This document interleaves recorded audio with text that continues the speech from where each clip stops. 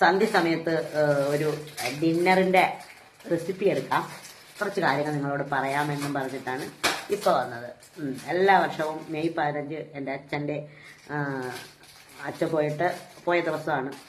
6 വർഷങ്ങൾക്ക് മുമ്പ് 2020 അങ്ങനെ സംഭവിച്ചത്.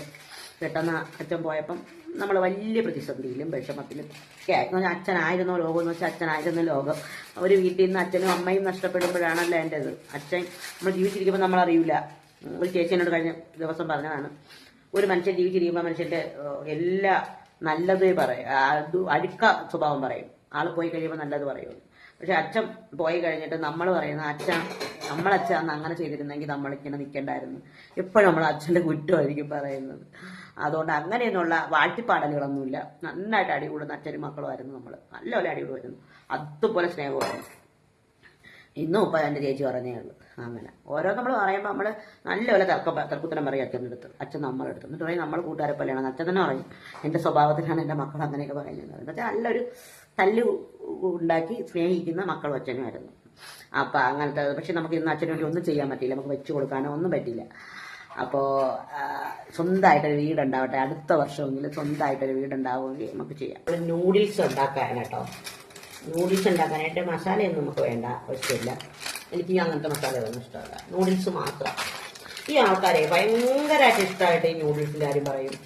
യൂട്യൂബർമാരൊക്കെ മാഗി കഴിച്ചു കൊള്ളത്തിൽ തുറച്ചുള്ളവരായിരിക്കും എന്ന് തോന്നുന്നു കേട്ടോ. അപ്പോൾ ഞാൻ ആലോചിക്കുകയാണ് മാഗിയിൽ എന്തോന്നും എനിക്കത്ര ഇഷ്ടമൊന്നുമല്ല.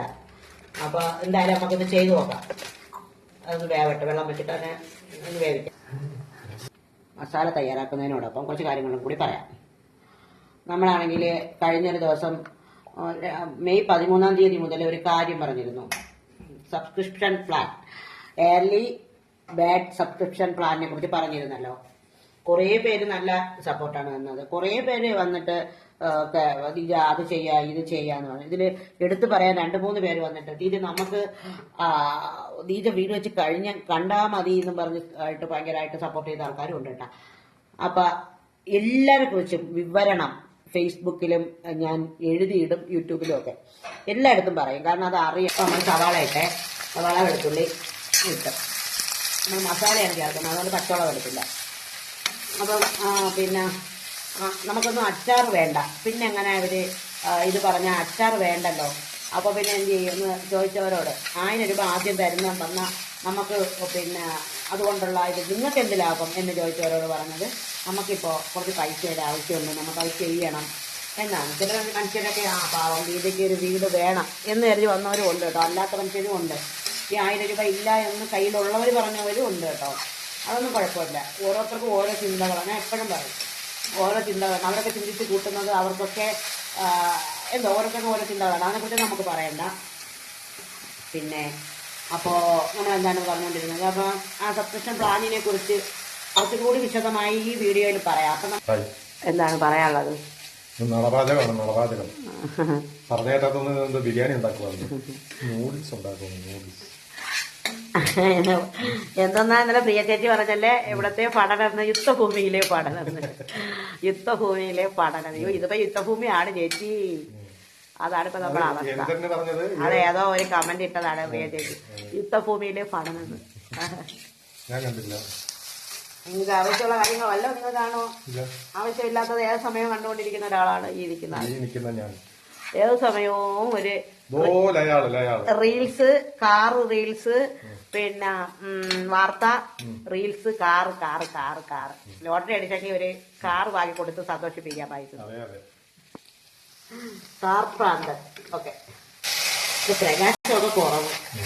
നമുക്ക് സ്വന്തം വീട് വെച്ചിട്ട് വേണം നല്ല പ്രകാശമുള്ള അടുക്കളയൊക്കെ ഉണ്ടാക്കാൻ, ലൈറ്റ് ഒക്കെ ഉണ്ടാക്കാൻ. ഇതിപ്പോ നമുക്ക് സ്വന്തം വീടെന്നല്ല, നമുക്ക് വീടൊന്നും പോലും പറയാൻ പറ്റുന്നത് പേടിച്ചേക്ക് ഓരോ ജീവിതത്തിലാണ് നമ്മൾ പോകുന്നത്. കാരണം എന്ന് വെച്ചാൽ സ്വാതന്ത്ര്യം വേണം എല്ലായിടത്തും. നമുക്കത് ഇല്ല എന്ന് വേണം പറയാം. സ്വാതന്ത്ര്യം കുറവാണ്, സ്വാതന്ത്ര്യം ഉണ്ടാവട്ടെ.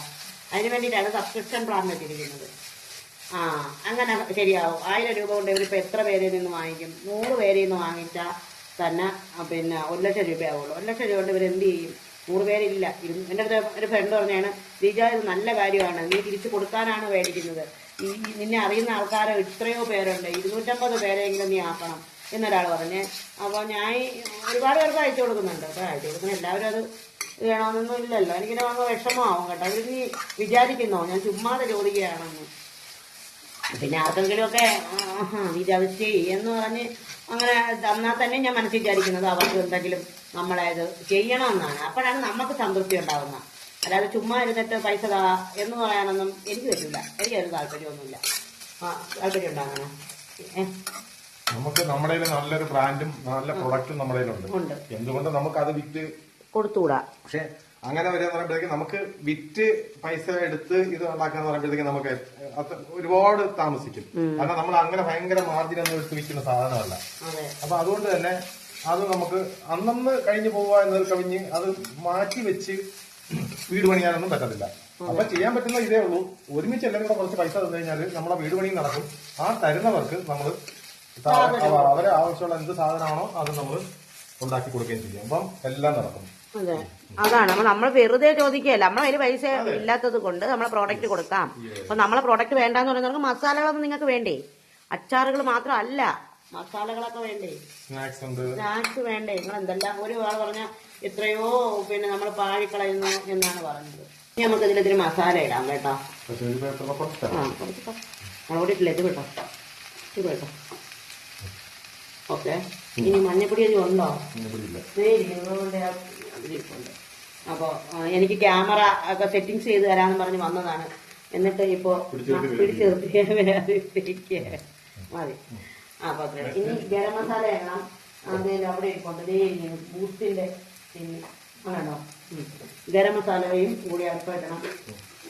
എന്നിട്ട് അവിടെ കുരുമുളകിന്റെ ഇരിപ്പുണ്ട്, അത് അല്പം ഇട്ട് കൊടുക്കണം. അപ്പം നമ്മുടെ മസാലയാണ് നൂഡിൽസിന്. അല്ലാതെ ഇപ്പോൾ അവരെ മസാലയാണ് നമ്മൾ വേണ്ടോണ്ടിരിക്കുന്നുണ്ട. അതിൻ്റെ ഇപ്പുറത്ത് അതെ കുറച്ച് കുരുമുളക് പൊടിയും കൂടെ നമ്മളിടും. അപ്പം നമ്മുടെ മസാലയും റെഡി. ഓക്കെ. എന്നിട്ട് ഇതിനെ നമ്മൾ ഒന്ന് റോസ്റ്റ് ചെയ്തെടുക്കണം. ഇതിനെ ഒന്ന് റോസ്റ്റ് ചെയ്യണം, അത്രേ ഉള്ളൂ. അപ്പം നമുക്ക് എത്രയും പെട്ടെന്ന് നമ്മളെ സബ്സിസ്റ്റൻ പ്ലാൻ വഴി എനിക്ക് എടുത്തു പറയാനുള്ളത് എൻ്റെ ഏറ്റവും പ്രിയപ്പെട്ട ചില മനുഷ്യർ കേട്ടോ ഒപ്പം നിൽക്കുന്നതിന്. ഒരു 3-4 പേർക്ക് നല്ല സപ്പോർട്ടായിട്ട് അവർ ദിജു അത് ചെയ്യണം, ദിജുവിന് അത് ചെയ്യാം, നമ്മളത് കൂടെ ഉണ്ട് എന്നും പറഞ്ഞ് നിൽക്കുന്നതും അവരുടെ ഫ്രണ്ട്സിനോട് പറയുന്നതും ഒക്കെ കേട്ടോ ഏറ്റവും പ്രിയപ്പെട്ട മനുഷ്യർ. എനിക്ക് ആൾക്കാരെ പേര് ഞാൻ എടുത്ത് തന്നെ പറയുന്നത്. ഒന്ന് സക്സസ് ആയിക്കോട്ടെ. എന്നിട്ട് നമ്മൾ അതിലേക്ക് ഇപ്പോൾ അടുത്ത് ചെയ്യാൻ പോണത് എന്താണ്? നമ്മൾ ഒരു 3 മുട്ട ഉണ്ടായിരുന്നേ. നമ്മളതിൽ ഒരു മുട്ട അവിടെ വെച്ചേക്കണേ. ബാക്കിയുള്ള നമ്മൾ 3 മുട്ട അമ്മ തിന്നൂലല്ലേ, 2 മുട്ട എല്ലാം ഒഴിച്ചാ. അമ്മച്ചിയും കൂടെയാണ് ഞാൻ എടുത്ത. അമ്മച്ചി നൂഡിൽസ് ഒന്നും തിന്നൂല. ഓക്കെ, ഇപ്പൊ തന്നെ തിന്നു. മുട്ടയും തിന്നൂല, ഒന്നും തിന്നൂല, ഒരു വകയും തിന്നത്തില്ല. അതങ്ങനെ ഒരാളാണ്. ഓക്കെ, അപ്പൊ ഇതാണ് നമ്മുടെ നൂഡിൽസിന്റെ ആകെ ഒരു ഇത്. കാക്കച്ചോളന്ന് മറയുന്നുണ്ട്. ഓക്കെ, ഒഴിച്ചോ. ഇനി നമുക്ക് അല്പം ഉപ്പ് നീരൊഴിക്കാം. ഉപ്പുപാനി ഉപ്പുപാനി ഒഴിച്ചിട്ടുണ്ട്. നിങ്ങൾ ഇതേപോലെയൊക്കെ ഉണ്ടാക്കിയിട്ടുണ്ടായിരുന്നു നൂഡിൽസ്? എവിടാ ഇങ്ങനെയൊക്കെ ഇപ്പം ഉണ്ടാക്കാൻ പോകല്ലേ? ഇങ്ങനെയൊക്കെ ഉണ്ടാക്കണം. ഇങ്ങനെ ചിക്കനിലും ഒക്കെ ഉണ്ടാക്കും കേട്ടോ. കുറച്ച് ചിക്കനൊക്കെ വില പറയട്ടെ. ഗൾഫിലായിരിക്കുമ്പോഴേ ഇങ്ങനെ ഉണ്ടാക്കും. ഈ ഇങ്ങനെ എത്ര കഴിഞ്ഞ് ഇത് ഇങ്ങനെ സെറ്റാക്കി പൊടി പോലെ ആക്കി ഇങ്ങനെ ഇറക്കും. എന്നിട്ട് കുബൂസ് വാങ്ങിച്ചോണ്ട് ആള് വന്ന് മറയുന്നത് കൊണ്ടാണ് ഒട്ടും പ്രകാശം ഇല്ലാതെ. ഓക്കെ, ഇനി നമുക്ക് നൂഡിൽസ് ഇട്ട് കൊടുക്കാം. അപ്പൊ കൊണ്ടാന്ന് നോക്കിയിട്ട് നമുക്ക് നൂഡിൽസ് ഇടാം. നൂഡിൽസ് ഇട്ടിട്ട് ഒന്നും നോക്കാം.